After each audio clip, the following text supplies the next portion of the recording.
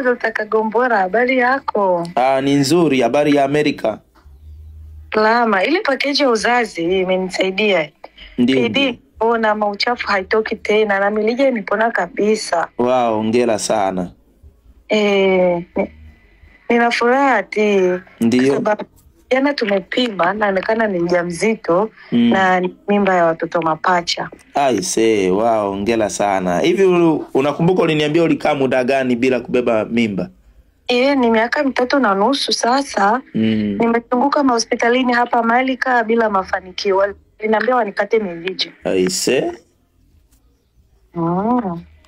Hongera sana, hongera sana. Unajisikiaje sasa baada ya kutumia hiyo package na ukapata matokeo na ukapata mimba tena watoto mapacha? Nasikia vizuri, hata mume wangu haamini. Ndio. Mungu salama, nitakuletea zawadi. Haki tena dokta.